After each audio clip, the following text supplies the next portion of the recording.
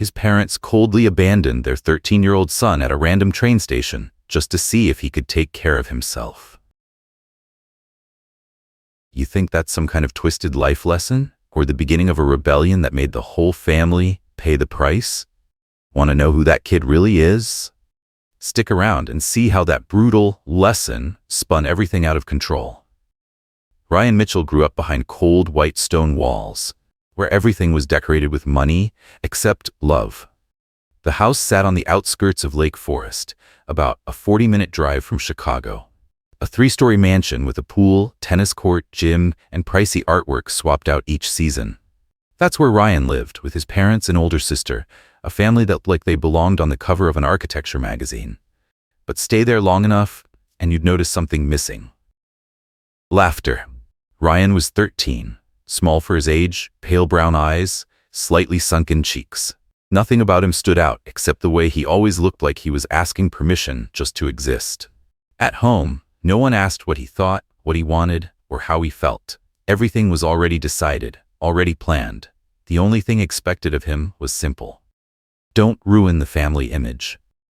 His father, Ronald Mitchell, was a regular face on Midwest real estate magazines. Every appearance, navy suit, perfectly angled smile, sound bites like, "We believe in sustainability." At home, he rarely smiled.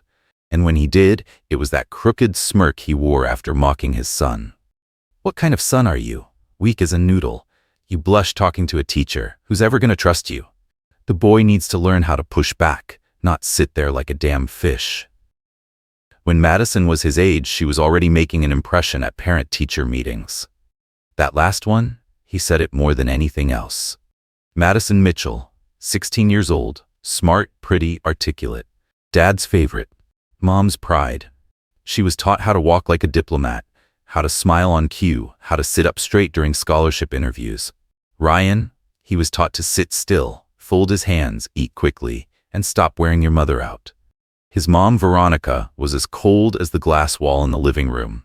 The way she made decisions felt more like running a board meeting. When Ryan said something wrong, she didn't yell. She took notes, and later she'd bring it up as evidence to conclude, "You're not focused enough. We'll need to get your cognitive skills reassessed." Every mistake was turned into a lesson. The day Ryan dropped a glass in the dining room, his dad said, "If this were a company, you'd be fired." The day he skipped PE because of a stomachache, his mom asked, "So what, if your wife's sick one day, you'll quit your job because you can't handle pressure?" Ryan didn't know what he'd done wrong to become the problem in the family. He was obedient, always came home on time, always turned in his homework, always stayed quiet. Once, he got a 98 on a math test. His dad looked at the paper and asked, "Where'd the other 2 points go?" Ryan didn't know what to say. No matter how hard he tried, something was always missing, something invisible he could never reach. Ryan liked to draw. He kept a sketchbook hidden under his pillow. Every night after the lights went out, he'd sneak a small flashlight and draw the things he wished for. A dad who listened to stories about school. A mom who asked, "Are you okay today?" A kitchen with music playing, with a real dinner on the table. But he never let anyone see that sketchbook. Because he'd learned, if it's not part of their plan, it's wrong. One time, Ryan asked his dad, "Have you ever thought, maybe I just need to be loved?" His dad looked at him like he'd just said something stupid. Love won't keep you alive. You've got to build something people need. That's how you survive. Then his parents started talking about a new parenting method. They said Ryan needed to learn how to handle real situations. He needed real-world friction. He needed a push to break through. Ryan listened, but none of it made sense. "We've raised the boy like a pet fish. It's time to throw him in the river. He can't live like a shadow forever. The time has come." Ryan overheard that conversation on a weekday night. He quietly went back to his room. Said nothing. Didn't draw. Didn't sleep. Saturday morning, his parents woke him up early, said the whole family was going to check out a new resort development downstate.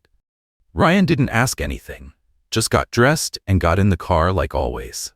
On the way, his dad blasted classic rock. His mom scrolled through her appointment list. No one asked if he was hungry. No one checked if he brought a jacket. The sky was overcast that day. The car left the main highway, turned onto a bumpy side road filled with potholes, and pulled up to an old train station on the edge of a quiet town. The sign was faded. The station was deserted, with only a few cars scattered around the lot. His dad looked around and said, "Ryan, hop out and grab a water from the vending machine. I didn't bring my wallet." Ryan stepped out. The car door shut behind him with a heavy thud. He turned around just in time to see the gray SUV start rolling forward. At first, Ryan thought they were just moving closer to park until the car drove straight out of the lot. He stood there, a single dollar bill in his hand, his heart pounding harder with each second. The SUV disappeared around the bend, leaving behind an eerie stillness. Ryan stood frozen next to the vending machine, clutching the dollar, eyes scanning the empty station. No one came back. No one called out. No window rolled down to say, "We'll be right back." Just the wind brushing past the dust-covered walls of the abandoned depot. He waited. 5 minutes. 10. Still nothing, except the growing ache in his stomach. An older couple walked by, dragging suitcases. They glanced at him, then kept walking without a word. Ryan started pacing the parking lot, trying to convince himself, they're just looking for another spot. Maybe it's a test. Maybe they want me to practice patience. 30 minutes passed. No car came back. No familiar faces. No texts. No calls. Not that he had a phone. His parents always kept everything. They held the bags, the schedules, the decisions. Always. He wandered toward the restrooms and called out. No answer. He walked back to the lot, ran along the row of trees, started calling out, "Dad? Mom?" His voice trembling. Still no response. Cars came and went. People avoided his eyes. Whether out of hurry or discomfort, it wasn't clear. But they all did the same thing. They left. And Ryan stayed, standing alone in a place no one was meant to stay long. Ryan reached into his jacket pocket. His fingers touched something folded. A small slip of paper. He opened it. His father's handwriting. Familiar. Sharp. "Let's see if you can find your way home." His chest tightened. He didn't understand. Didn't want to believe it. His vision blurred. His legs shook. But his mind clung to denial. "They're just testing me. It's a test. They'll come back. They have to."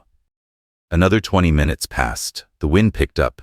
Ryan sat down on a wooden bench near the station's big clock post. His hands were freezing. The dollar bill was crumpled in his fist. He didn't cry. He didn't scream.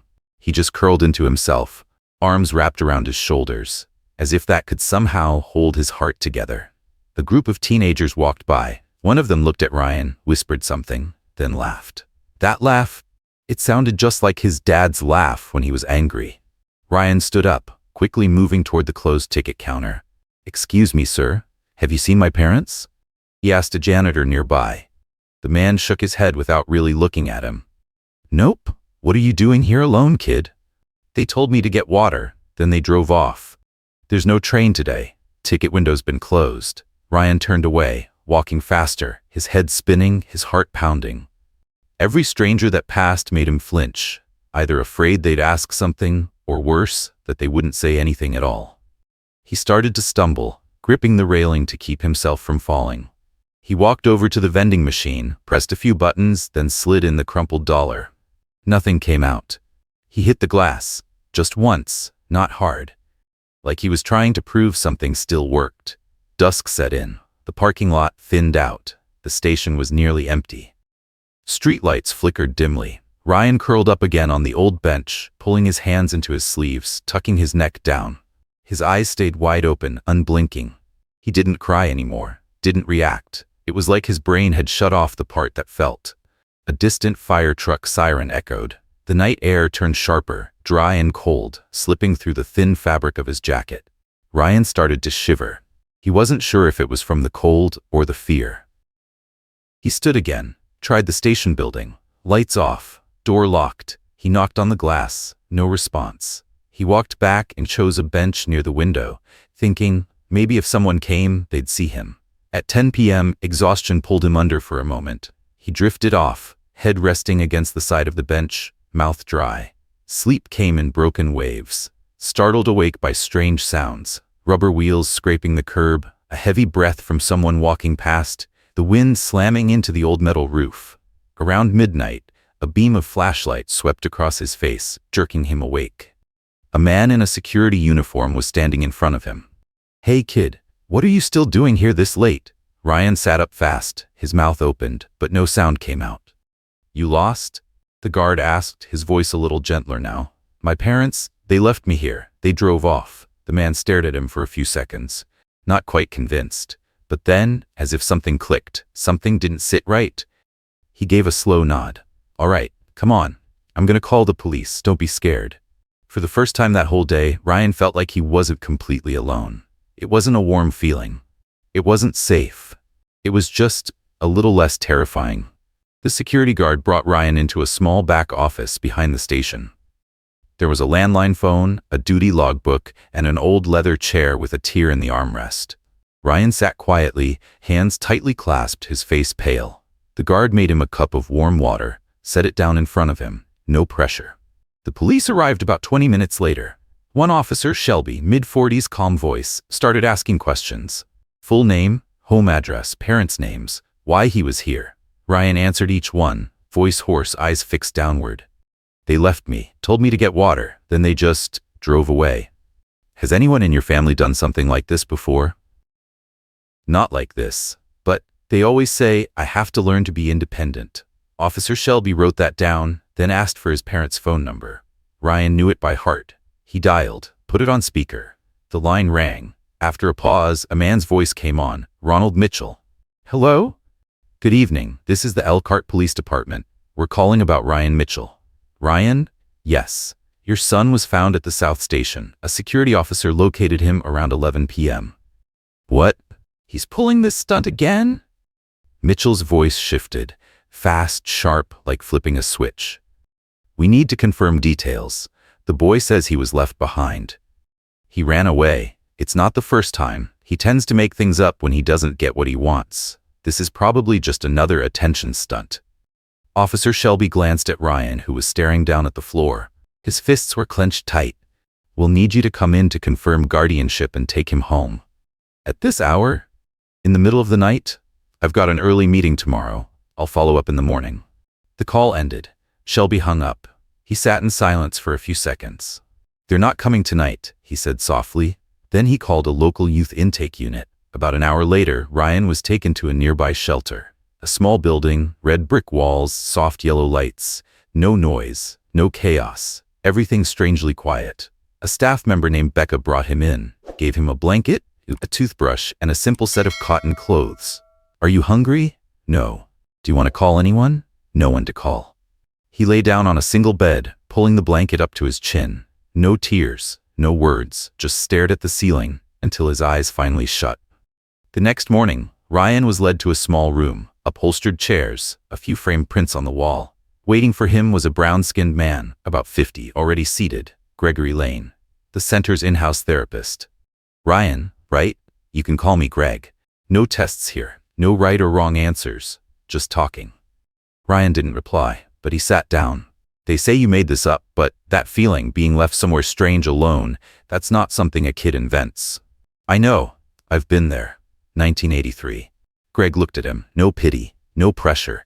And for the first time in years, Ryan said more than one sentence in a conversation. Over the next 2 days, the center received no official word from his parents.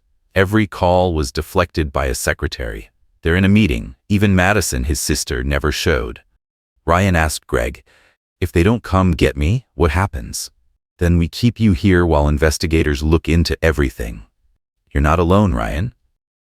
And then, the story started to leak. A station employee accidentally mentioned to a friend that they had found a Mitchell kid abandoned at the train station. The news spread fast. People started speculating. Some local papers picked up the story, running headlines like, Real estate developer's son left alone overnight at deserted train station. The Mitchell family immediately hired lawyers. An internal press conference was held at the law firm's office.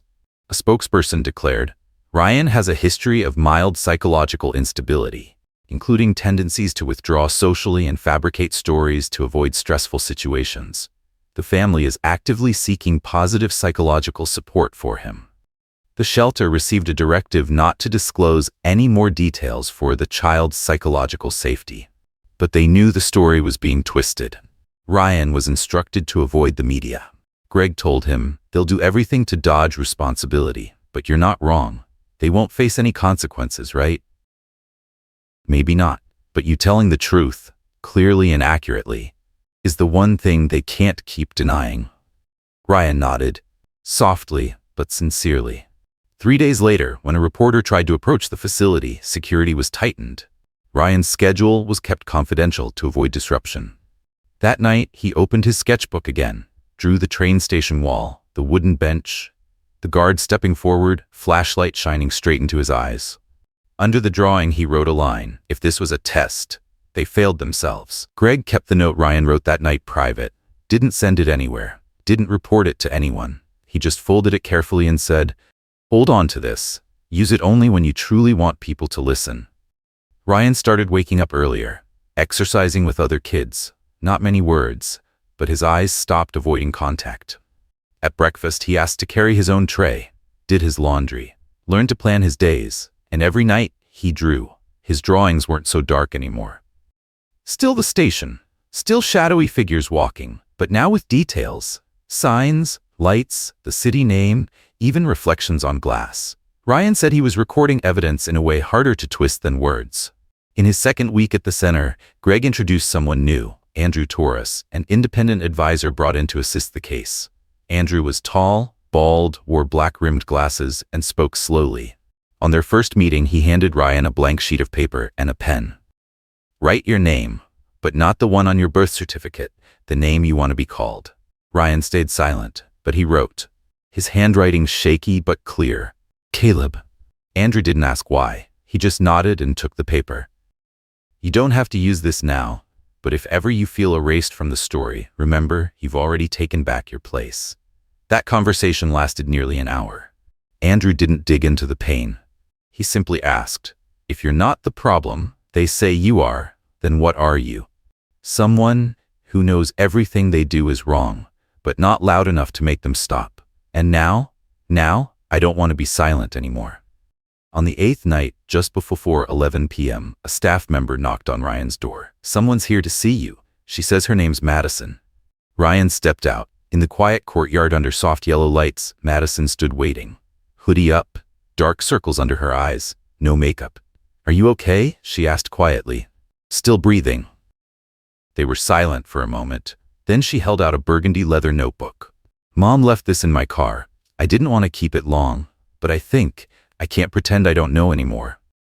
Ryan opened the notebook. The pages were filled with writing, not a diary, more like a system of observations, dates, behavior assessments, intervention methods. On the 8th page, a line was underlined in red. "Ryan needs to face hardship to toughen up. He can't keep being weak. If a psychological shock is needed to break him out of his shell, we will do it." Ryan stared at that line so long he didn't blink. Madison sat down beside him. "You're not weak, Ryan. You're just not like them. And that's what they can't accept." "Since when did you know?" "Before the day they left you. But I was scared. If I reacted, they'd label me broken too. I didn't have the courage to do the right thing then." The night wind swept across the yard. The two siblings sat still, like statues. "I want them to see. I don't need their approval anymore. I just want them to know they were wrong." Madison nodded softly. "Then let's start. You're not alone." The next morning, Ryan walked into the law firm representing the center, handling juvenile rights and family-related cases. He placed the notebook on the desk. "This is evidence. They deliberately caused psychological harm. I want to file a complaint." The lawyer, a woman in her 40s with her hair tied up, looked Ryan over carefully without questioning him. "Are you sure? This won't be easy. They'll pressure you. There will be smears, manipulation, maybe public exposure." "I know, but I can't let them do this to anyone else." She nodded. "We'll start the legal process this afternoon, and you'll need to write an official statement, not like your old notes, every detail, every action." Ryan took a deep breath. "I remember everything clearly. I even drew it all out." His palms still bore ink smudges from the drawing pen the night before, but his eyes no longer shook. His hands weren't cold anymore, and his head stayed lifted. He sat upright, looking straight ahead. Not waiting for anyone to show up, but ready to face himself. The first court hearing took place on Monday morning, 2 weeks after Ryan filed the complaint. He wore a white button-up shirt, sleeves covering his wrists. His gaze was sharp. his back straight. He sat between his guardian lawyer and Greg, the one who had been by his side since the day he arrived at the center. Across the room, his parents entered like they were attending a high-stakes contract signing. Ronald in a gray suit, chin held high. Veronica wearing dark glasses, a cream-sheathed dress, hair tightly pulled back. They hired a team of Chicago lawyers, led by a former federal prosecutor, known for being cold and relentless in cross-examinations. Madison didn't sit with them. The judge, a sharp, taciturn, middle-aged woman named Clara Mendez, surveyed both sides, nodded, and struck her gavel. Court is now in session. The center's lawyer presented the complaint, outlining a series of actions deemed deliberate psychological abuse against a minor, a serious violation of child protection laws. Then they began with Ryan's testimony. He stepped up to the stand, stood before the microphone, holding no papers. "My name is Ryan Mitchell. I'm 13 years old. On the 3rd of this month, I was left at the South train station in Elkhart with no phone, no money, no instructions." He paused briefly, then continued clearly, without hesitation. "My parents said we were going to tour a project. They told me to get water, then they drove off. In my jacket pocket, there was a note that said, 'Let's see if you can find your way home.'"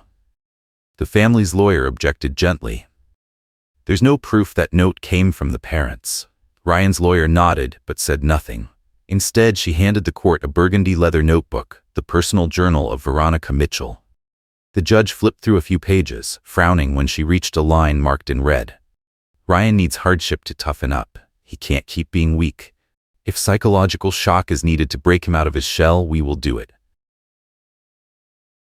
"Is this Mrs. Mitchell's handwriting?" the judge asked. Veronica replied without looking up. "Those are personal notes. It doesn't mean I acted on them. But you did. I don't recall ever allowing my son to be left alone." At that moment, Ryan's lawyer presented a second set of evidence. Security camera footage from the train station showing the family's SUV pulling out of the lot right after Ryan stepped out. Another photo from a nearby parking lot camera showed Ryan alone. No one else with him, no signs of him running away, as the family claimed. Officer Shelby, the first person who contacted Ryan, also appeared as a witness. He recounted Mr. Mitchell's phone call words, "He's prone to making things up, and I have an early meeting. I'll deal with this in the morning." The family's lawyers pushed back, trying to paint Ryan as a child with a history of psychological issues, or fabricating stories to avoid responsibility. But Greg, the therapist overseeing Ryan's mental health, stood up to counter with an independent medical evaluation. No signs of delusion, no self-harm tendencies, no indication of any factitious disorder. For 2 hours, no one in Ryan's family looked him in the eye. They talked about him like he was a problematic asset. Only once, when the center's lawyer mentioned Ryan choosing the name Caleb during a counseling session, did Veronica let out a quiet laugh. "He has no right to change his name. Kids aren't allowed to define themselves like that." That cold remark echoed through the courtroom. The judge fixed her gaze on her. "But you give yourself the right to define him? Weak? Spineless? In need of psychological shock?" Veronica stayed silent. Ronald started losing patience. "We raised our child the way we know works. Every kid needs a push to grow up. And that push is leaving him at a train station late at night?" the judge asked. He didn't answer, just tightened his briefcase strap, his face reddening. After both sides finished their arguments, the judge took a 30-minute recess to consult. When she returned, she stood and spoke calmly but firmly. "The court finds that there has been serious psychological harm inflicted upon this minor. Ryan Mitchell cannot remain under the guardianship of Ronald and Veronica Mitchell." She struck the gavel. "The court hereby terminates their custody and orders Ryan into independent care, temporarily supervised by the Illinois Child Protection Agency, pending placement with a substitute family." Ronald jumped to his feet. "You're destroying a family." Madison, sitting in the back row, didn't turn around. She just looked at Ryan and gave a slight nod. Ryan, still standing there in the courtroom, didn't cry or smile. He only clenched the small notebook in his hand. Not to prove anything anymore, but to remind himself, some truths, no matter how deeply buried by a system, can still stand tall if the one who holds them doesn't break. A new name appeared on the official papers one early spring afternoon. Caleb Ryan Torres. a name chosen by himself, keeping part of the old, not to remember but not to forget. The adoptive family was the Torres couple, of Spanish heritage, living in northern Illinois. Not rich, not famous. But when Caleb stepped into that home, where the kitchen was always lit and everyone called each other by name at dinner, he understood. This was the first time he was truly living. No one forced him to talk, no one pushed him to get over what happened. The Torres family simply let him be, day by day. And each day he learned not to be afraid anymore. Caleb studied hard and got into college, majoring in psychology. In his thesis, he wrote about emotional disconnection behavior in children controlled by expectations. 10 years after that court case, Caleb became one of the most trusted child therapists in the state. His approach wasn't overly technical. He didn't sit behind a desk. He didn't take rigid notes. He sat with the kids on the floor, coloring, listening without interrupting. One 8-year-old boy once asked him, "How do you know I'm not lying like people say?" Caleb smiled softly, because no one makes up painful stories unless they've felt them for real. At 27, Caleb founded a nonprofit called Station 12, named after the train station where he was once abandoned. Not to glorify pain, but to make sure no one else has to go through it. Station 12 provides psychological support, legal aid, and emergency intervention for children suffering emotional abuse at home. No flashy signs, no flashy media. But every child who walks through the door hears one message. No one is born a burden. The organization grew quickly. Neighboring states started reaching out. Caleb never wore the label of former victim. He was simply a survivor who chose not to repeat others' mistakes. One autumn workshop at the Evanston Community Center, Caleb was invited as the keynote speaker. That day's topic, parents can be wrong, and children are not tools to heal their past. He stepped on stage wearing a white shirt, simple blazer, and a lapel mic. No prepared speech. No slides. I used to be the silent child. Not because I had nothing to say, but because I knew no one wanted to hear it. A sigh rose from the audience. Plastic chairs shuffled as someone shifted. People often say, kids don't know anything. But those kids, they grow up carrying wounds that never healed. No one is born a burden. Only those who don't know how to love create pain. He paused, eyes flicking to the back of the room. 2 figures sat near the last row. Gray-haired, long coats, soft yellow light falling on hands trembling as they clasped together. His old parents, Ronald and Veronica Mitchell. Caleb didn't call their names, didn't step down, didn't turn away. He just looked, no anger, no fear, like standing before an old relic, once broken, no longer threatening. The talk ended. The crowd stood, applauding. Some parents wiped tears away. The children were led out through a separate exit. Caleb left the stage, walking down the long hallway toward the back door. Outside, the late afternoon sun brushed gently across his shoulders. A breeze stirred the iron gate bearing the train car logo, the Station 12 emblem. Caleb reached out, ran his fingers softly over the badge, then kept walking. Without looking back. Some wounds can't be healed by time. They're healed by choosing to live differently than those who caused them. Caleb made that choice. This time, he didn't need anyone's approval. Some children grow up in homes full of material things, but must learn to survive as if stranded in an emotional desert. Some wounds don't bleed, but smolder for a lifetime. And some people, like Caleb, choose not to seek revenge by repeating the same mistakes, but by rewriting what love means from the very start. Caleb's story isn't just about survival. It's proof of this.